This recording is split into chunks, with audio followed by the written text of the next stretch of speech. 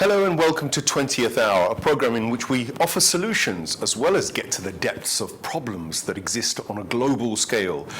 The world has never needed solutions more urgently than today. We're a race which can now annihilate ourselves within a matter of minutes, potentially. We are capable of biological warfare on a scale that the human civilization has never seen before. We're capable of military Armageddon on a scale that we've never seen before. These are just some of the ways that the human race could make sure it doesn't get beyond the 21st century.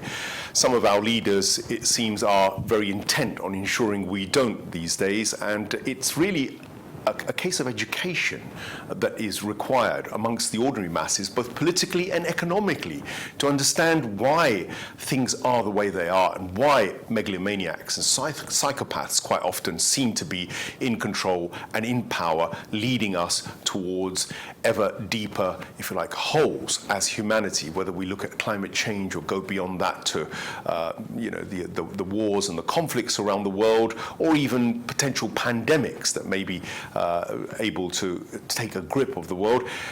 We all need to be better educated to be able to find solutions. So when we find those solution makers, it's always my pleasure to welcome them onto this show. And with me today, I have two such potential candidates for that title. I have, of course, Dr. Marcus Papadopoulos. Welcome. Thank you. I'm delighted to be here. Welcome. Marcus is an activist, but also a thinker in his own right in terms of offering alternative solutions to the way the world ought to be operating. The other of my guests is less familiar to our show. It appears once in a blue moon. Hopefully we'll get him far more regularly. Dr. Mohammed Ghanem, welcome, sir.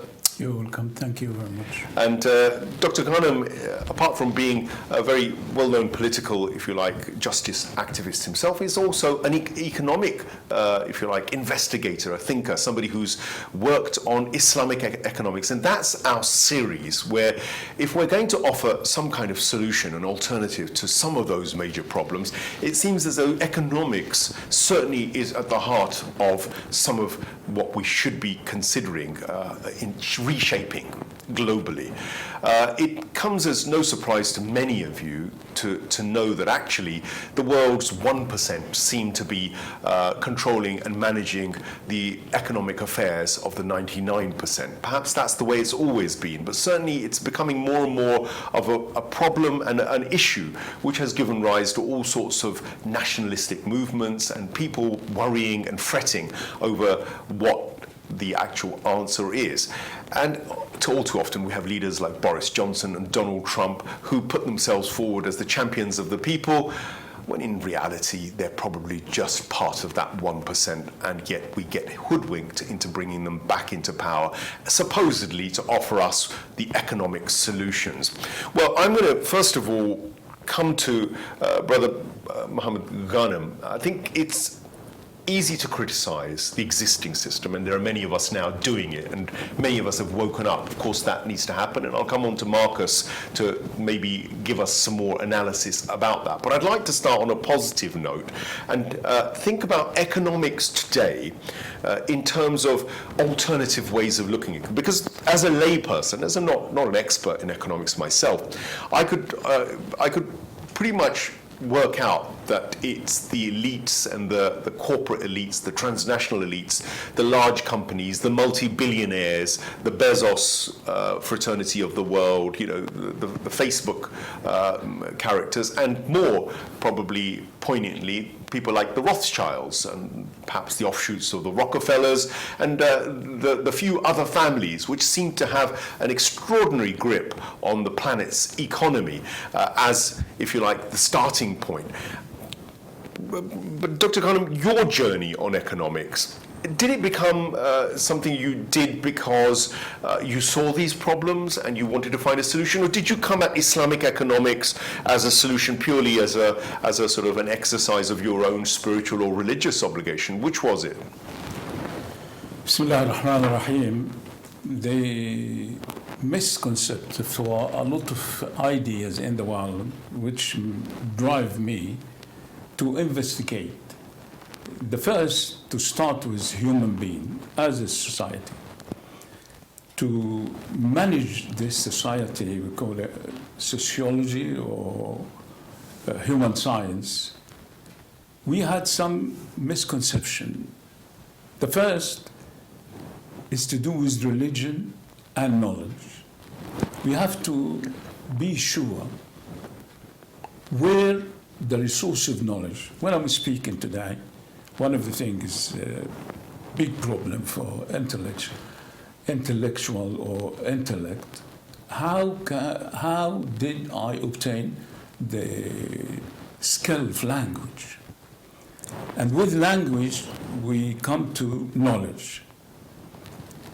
They both together. Then the question was, where we get the knowledge from? Unfortunately, cutting the story short, when you study economics, which I did, I find it completely unacceptable from me as a Muslim. First, which is the main point, because it's a bit too much idea. They part away from religion. They say economic is a branch of social science or human science or sociology. You should not involve any economic. And this is which I later on call it the missing link. Actually, to do with human being, you cannot escape from religion. Actually, religion is the main source of knowledge to organize human activity. When I say human activity, is not economic activity, because no such thing called economic activity or political activity or social activity. This idea all came from the West as a result of their attitude or knowledge about human science. Why there is no economic activity or social activity or political activity? It is human activity. And the complexity of human activity carry dimension. And every activity has this economic dimension, political dimension, social dimension. And this complex made us try to separate them in order to understand human. But the idea of separating religion to human knowledge is an illusion. And the objective of that, to give somebody else the right to create own religion. We have to be very careful. I will give the example. First, we'll have to say economic is a branch of knowledge of human science. And if we start in any textbooks of economics, they would say this human science is positive, not normative, which is an idea I was fascinating to learn about it. I investigate it, I'll find it's an illusion. What is normative and positive? It's the end of it without explanation, because it is not capable of understanding. It's keeping religion away. I would give too much example, but I just want to concentrate of the idea of separating religion. The purpose is for somebody else to create his own religion. And second thing, in any textbooks of economic, is the economic problem. Economic problem, which means, as I say, the conflict between desire and resources. And from that conflict, human mind comes to solve that problem. What that means, as the whole world is not in balance And that's very important, because when we come to introduce Islamic economic, actually the world is in balance.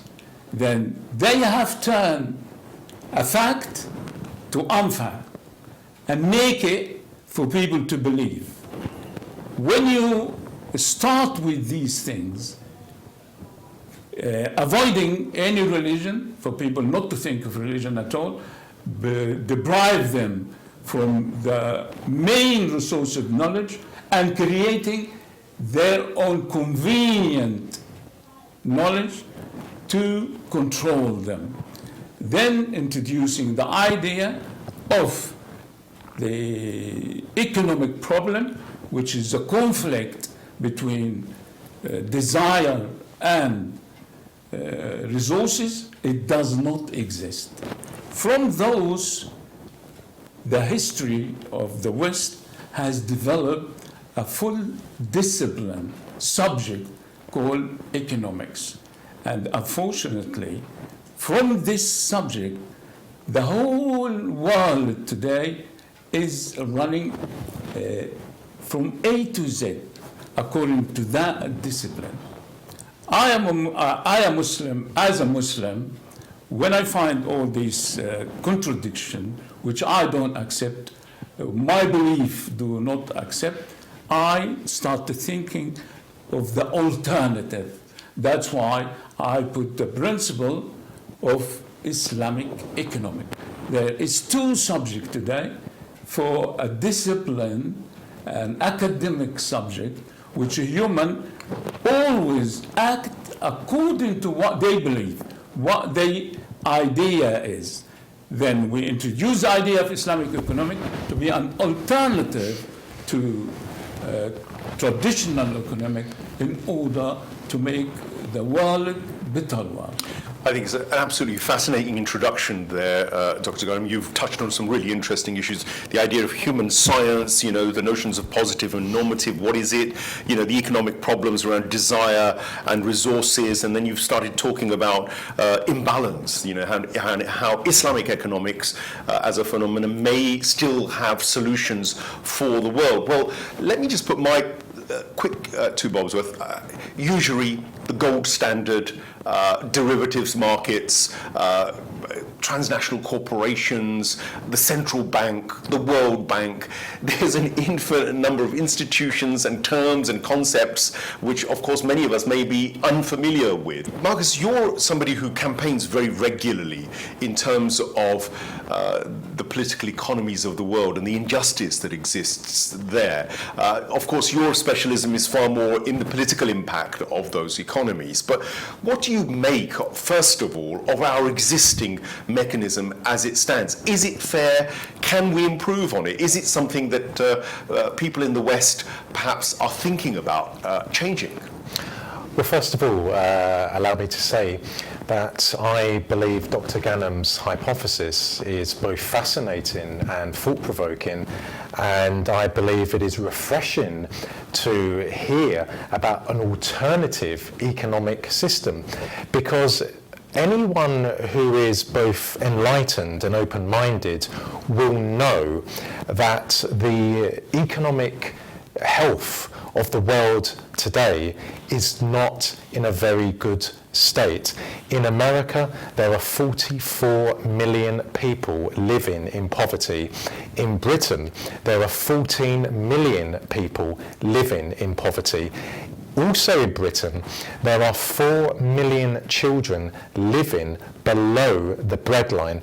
That demonstrates that there is a crisis involving capitalism, but not just in the West, I submit, but in the world in general.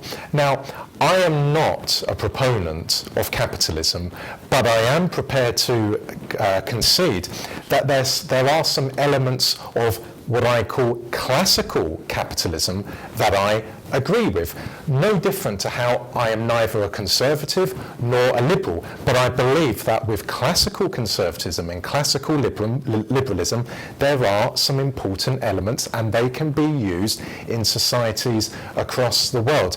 However, the form of capitalism that we find in Britain, in America, in the West in general, but in particular in the Anglo-Saxon speaking world, is corporate capitalism, and it is corporate capitalism that has resulted in so many people experiencing terrible hardships every day of the week. It is simply scandalous that there are people in Britain today who are afraid, who are frightened to turn on their heating because they can't afford to pay the heating bill.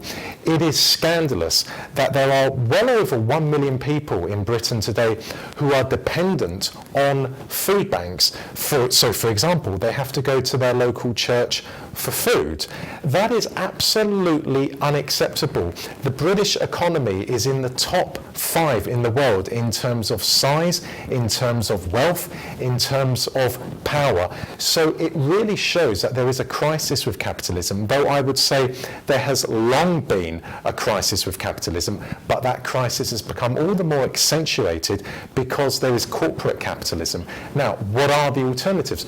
Well, I believe Dr. Ghanem's hypothesis does provide elements for doing something about the economic climate in the world today. And if Islamic economics provides elements to societies across the world, then those elements, those principles should be implemented. It doesn't matter if it's Islamic economics or if it's Christian economics or if it's Hindu economics. It doesn't matter, because I do believe that religion, regardless of what the faith is, I believe that religion at its heart has the welfare of human beings present. Therefore, religion has a role to play. And I would be delighted to learn more about Dr. Ghanem's hypothesis. I also believe that the world should look, or some people would say look back to, socialism and communism. In the West, the words socialist and communist have been demonized. They are dirty words. Why? Simply because those two ideological systems threatened the power and the wealth of the ruling elites in the West. Now, if we have a look in the Soviet Union, communism achieved a great deal there. Education and health were the two crowning achievements of Soviet communism. Also, Soviet Russia was the first country to create a national health service. We in Britain like to say that we were the first to create a national health service. Well, we weren't. It was Soviet Russia. Also, under communism in the Soviet Union, also in the rest of the former Soviet bloc, people had a job for life. They had a house for life. Food, there was no fear about not being able to put food on the table for themselves and for their families. There was a magnificent welfare state. Now we know there were some negatives regarding Soviet communism.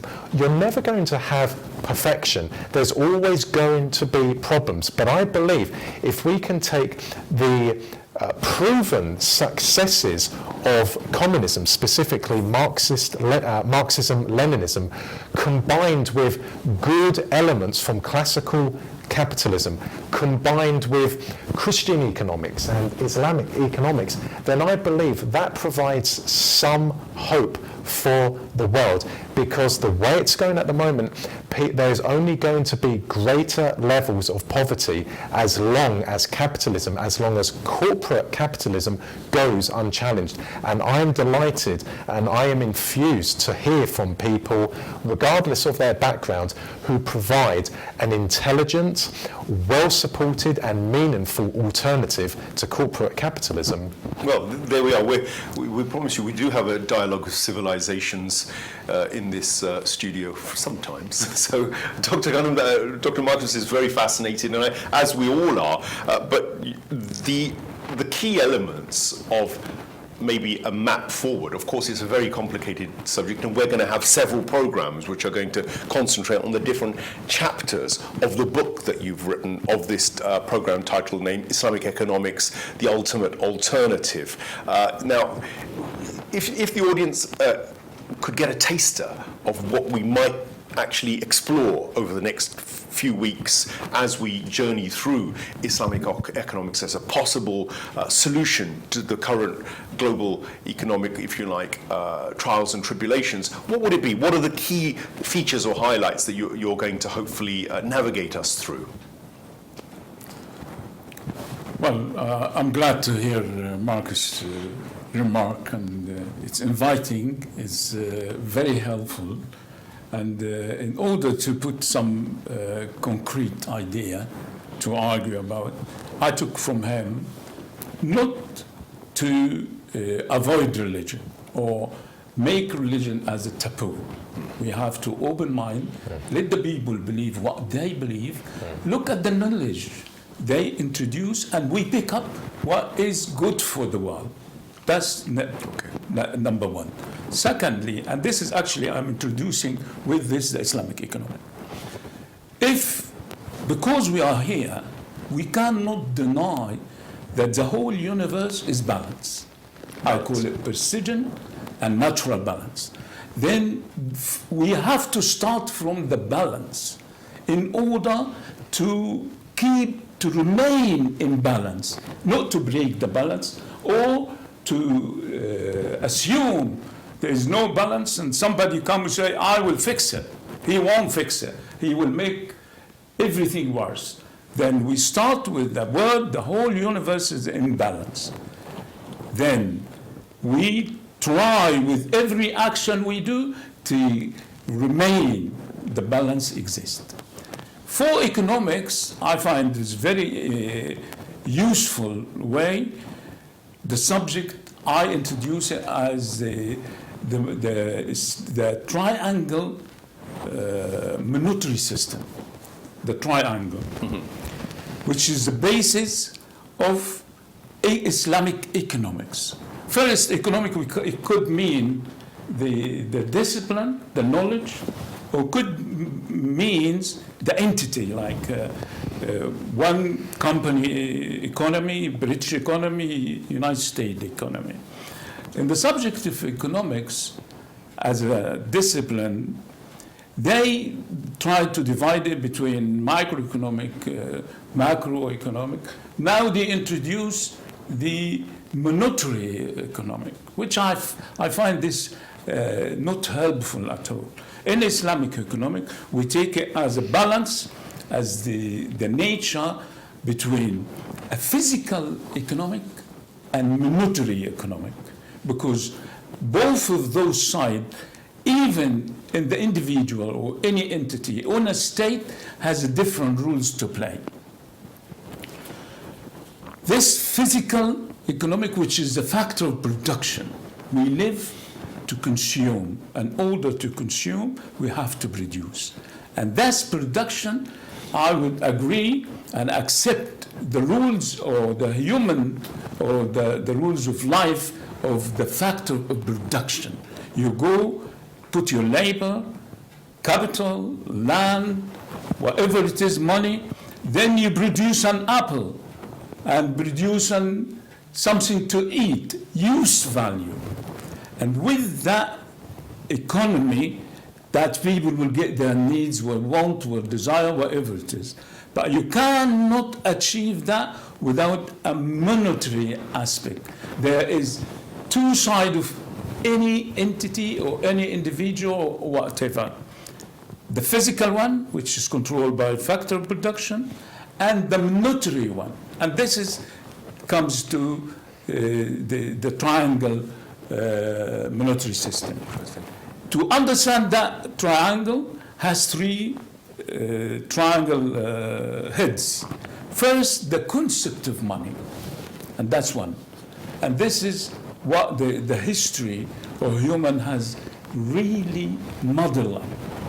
The concept of money, the prohibition of usury, And when they say the prohibition, usually the word now is fainted away. Not people knows about when you're talking about usury, what usury is. But second point is the prohibition of usury. It's the basis of not just religion because prohibited, it's by human mind, by philosopher, by every standard. So the idea of extorting money from people for nothing, really. Well, it's a big subject. Yes, sure. And We'll we come have on to that. the prohibition. The other thing is the obligation of zakah or charity. Actually, those 3 points of the triangle make one subject. So zakah is charity, basically. Zakat charity, given that when the wealthy, in a society, when the wealthy has more money than he needs, he should give a percentage to the one who has less money than he needs. Okay. And that is charity. Those 3 things, the concept of money, the prohibition of usury, and the obligation of zakah or paying. Those 3 is one subject. The idea of misunderstanding usury or money or that, because we separate them. If we look close to them and their connection, we will understand. Okay. When we come to the money, it's very important. And I don't know, it's a bit complicated. It's not difficult, but because it's a lot of details, I would say one question. Does God, who creates everything, create money or not? That was very vital question in order not to let anybody to misuse the intellect and control, have influence on the other. If we start with what money today, what money today is being driven history from what money used to be. Money used to be physical, gold and silver. Why, after when they reach a developed system, which is called the standard, they stopped it? By a human decree, when Nixon in 71 say, stop the redemption and abolish the system of using gold and silver. Gold and silver comes as a physical,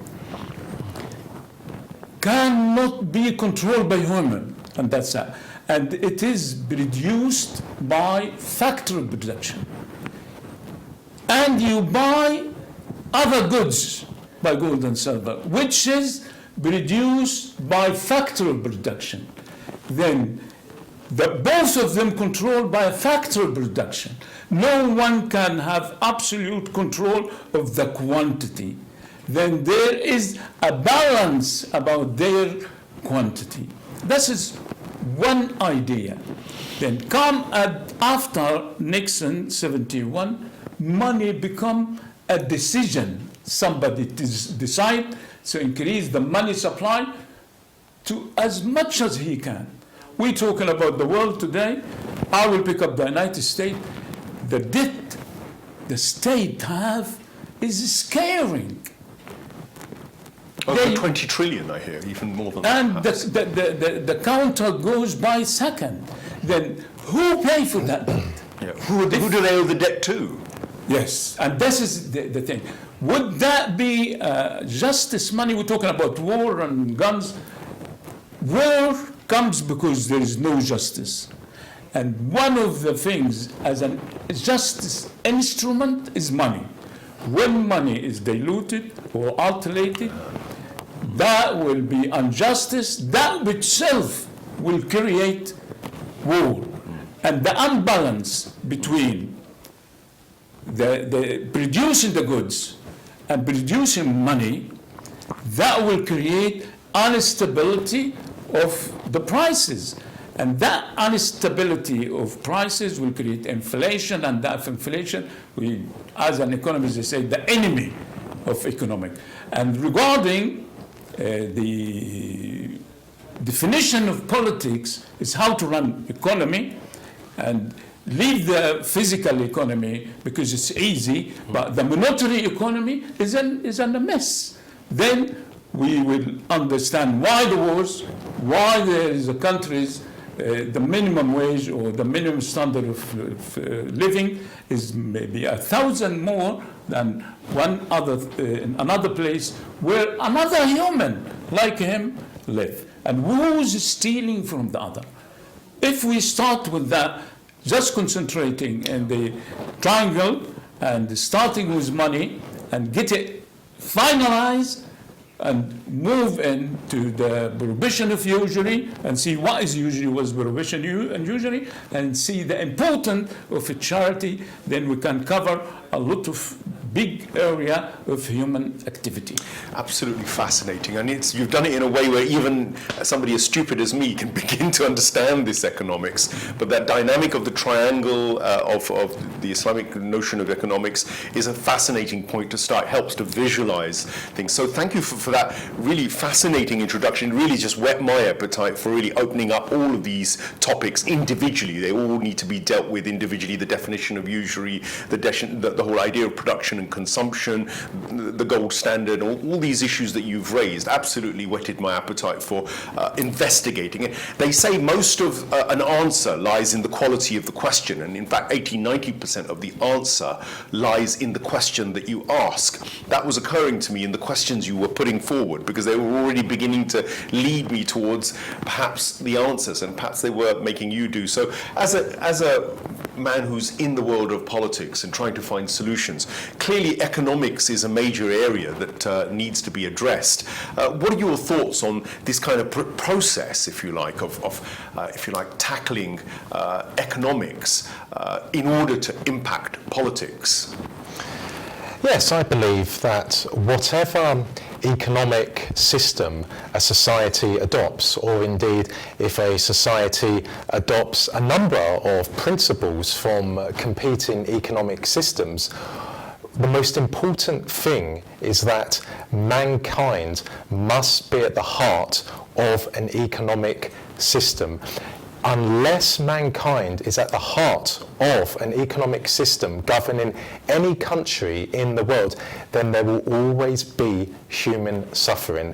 It doesn't matter to me in the slightest bit what economic system is in place in Britain or elsewhere in the world, provided that that economic system ensures security and stability for each person from cradle to grave, meaning that everyone has a job, everyone has a home, there is free education, there is free healthcare, there is affordable transport, there is an excellent, robust welfare state, there is a generous pension system, there is little to no crime, and very importantly, there is no homelessness.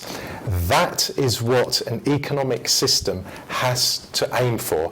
Unless it aims for that, then quite frankly, we shouldn't have anything to do with that system. And that is why corporate capitalism is not a humane system. Corporate capitalism is a diabolical system. Classical capitalism is different, and there are things to learn from classical capitalism. There are things to learn from communism, from socialism. There are things to learn from Islamic economics.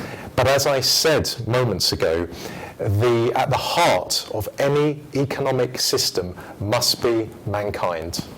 Well, Dr. Ghanem, morality always comes at the heart of most religions, and certainly Islam is no exception. So the moral economics that you're proposing, will it achieve the kind of moral, if you like, objectives that Marcus has laid out? Can Islamic economics give the world the kind of, if you like, end product which Marcus and everybody else, I guess, would want, i.e. security, equality and justice, or equity at least, in our economic existences, and take away the insecurity? Well, I would agree completely. Mankind is the objective of every human science in general, economics included. But the thing is, how can you guarantee whatever you're going to bring of knowledge will put mankind first? For me, or for my belief, no human would have that right unless he abuses it, and he will abuse it. The only guarantee, it depends on God, divine revelation. He created human, he understands it, he put the system for it. And for us, maybe is the word, this is very dangerous, very daring to say divine God, revelation. But for me, it's easy because we've got something called the Quran. The Quran is the word of God, is the system to guarantee the dignity for human being, to guarantee justice. This scripture, the Quran is the word of God, which I can go and read and derive from it the system, either politics or political or economic or even social. It's wider for you first to believe in it, secondly to practice, and it gives you the full concept and the full idea of your human in both way, physical and spiritual, and introduce the whole human system, including economic, in a very specific details. Once you guarantee that, no other human can play game or abuse his power and influence the other wrongly and introduce a system which his aim is to abuse human rather than to give him the dignity. Okay, so you're giving us a guarantee of a moral good at the end, a morally good economics at the end. Do you also employ rational, empirical, scientific, if you like, methodologies in defining Islamic economics for the 21st century? Is that the modus operandi? Yeah, there is no doubt of that, because once you say God revelation, it has to be with human acceptance mind, with experience. You cannot contradict both of them. And any word of God has to make sense to human being. And the application has to show human mind acceptance. It's not just blindly, because you say belief is a blind. No. You have to be very, very aware, very alert when you're dealing with religion or you're dealing with the word of God. And if you find it unacceptable or any side effect which is affect the dignity or the human being, then is not the right word. Okay, well, a fascinating topic, obviously not something we can resolve in this show. Dr. Ghanem's given us a taster, I think, and a lovely introduction without getting too heavy. And Marcus has also given us some fascinating, I think, if you like, targets to perhaps hit with this notion of Islamic economics for the 21st century. What I do know is that there are one or two models that we should really also look at, and those are the prophetic models. The Prophet Muhammad, peace be upon him, as the heir of Christ, as the heir of Moses, as the heir of thousands of other prophets that came from lots of other cultures and civilizations and religions of the past, all of which we would ultimately, I suppose, regard as Islam. Had a system in 7th century Mecca. There was a merchant system, there was trade, there was a capitalism of sorts as well. The Prophet, peace be upon him himself, don't forget, was a merchant, in his kind of vocational life in the early years in particular. So there's a whole, his wife, Khadija alayhi salam, was a trader, a very successful and possibly the most affluent trader perhaps in Mecca as well. So another fascinating fascinating area to discuss. The Prophet Muhammad himself in his early youth joined a movement called the Hilful Fadul, in which he protested the rights of traders that were being violated. The way he dealt with the Jewish bazaars, which were dominating and monopolizing Medina, might be another area that we have to look at to see how did he resolve the economic problems of injustice in his time, and how are those principles perhaps applicable to what looks like a very complicated economic world in the 21st century. But is it, or is it just something that we're all made to think is complicated in order to keep us out of the economic, if you like, decision making? Too many of us are blind on economics. Hopefully Dr. Muhammad Ghanem will educate us over the course of this series, and other guests that will be joining us to discuss everything from perhaps binary economics to circular economics to sort of climate-friendly economics. There are so many that are out there. It'll be interesting to engage the Islamic perspective with all these other economic, if you like, ideas. So we certainly need them. If we leave it to the transnational corporates, I think they'll have us continuing as slaves running on a hamster wheel, earning money from them, giving the resources to them, and to continue to be taxed and, if you like, oppressed by usury mechanisms, whether through mortgage systems or whether through if you like, the control of production, etc.